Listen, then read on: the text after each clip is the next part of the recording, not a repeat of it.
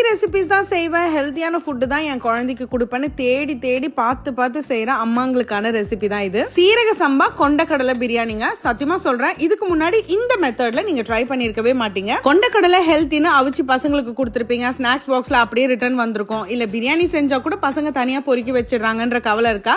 இந்த recipe try பண்ணி பாருங்க. இப்போ ஒரு ஸ்பெஷல் மசாலா ரெடி பண்ணிக்கலாம். மிக்சர் ஜார்ல 4 பட்டை, 4 கிராம்பு, 4 ஏலக்காய், ஒரு அன்னாசி பூ பவுடர் பண்ணிடுங்க. இப்போ இதுல 4 பல் பூண்டு, 2 இன்ச் இஞ்சி, 6 பச்சை மிளகாய், 1 கை புதினா கொத்தமல்லி சேர்த்து அதையும் அரைச்சிருங்க. இதுதான் நம்ம பிரியாணிக்கு சேர்க்க போற ஃபிளேவர்ஃபுல்லான மசாலா. அடுத்து 1 கப் கொண்டக்கடலையை 6 மணி நேரம் ஊற வச்சு 5 விசிலுக்கு வேக வச்சு எடுத்துக்கோங்க. அதை இந்த மாதிரி ஒன்னு பாதியமா மிக்சர் ஜார்ல அடிச்சிடுங்க. இப்ப பேன்ல 4 டேபிள் ஸ்பூன் நெய், 1 டீஸ்பூன் சோம்பு, 2 பிரிஞ்சி இலை, 2 வெங்காயத்தை இந்த மாதிரி சேர்த்து நல்லா வதக்கிடுங்க. அரைச்ச மசாலா சேர்த்து ஒரு 5 நிமிஷம் வதங்கின பிறகு ஒரே ஒரு தக்காளி மட்டும் சேர்த்து இந்த மாதிரி வதக்கிக்கோங்க. இதுல 1/2 டீஸ்பூன் மஞ்சள் தூள், 1 டீஸ்பூன் வெறுமிளகாய் தூள், 2 டீஸ்பூன் தனியா தூள் சேர்த்து அதையும் நல்லா வதக்கிடுங்க. மசாலாவோட பச்சை வாசனை போனதும் 2 டேபிள் ஸ்பூன் தயிர், 1 டீஸ்பூன் உப்பு சேர்த்து நல்லா எண்ணெய் பிரிஞ்சு வர அளவுக்கு வதக்கிக்கணும். இதுல நம்ம ஒன்னும் பாதியமா அரைச்ச கொண்டக்கடலையை உள்ள சேர்த்து நல்லா மிக்ஸ் பண்ணிக்கோங்க. சோ இந்த ஸ்டேஜ்ல நம்ம தண்ணி சேர்த்துக்கலாம். 1 கப் சீரக சம்பா அரிசிக்கு 1/2 கப் தண்ணி சேர்த்துக்கிறேன். நான் 2 கப் அரிசி 20 நிமிஷம் ஊற வச்சிருந்தேன், வடிகட்டி உள்ள சேர்த்துக்கிறேன். 2 கப் அரிசிக்கு நான் 3 கப் தண்ணி ஊத்திருக்கேன். தண்ணி நல்லா சலசலன்னு கொதிச்சதும் அரிசி உள்ள போட்டு மூடி போட்டு மீடியம் ஃபிளேம்ல ஒரு 10 நிமிஷம் வேக விடுங்க.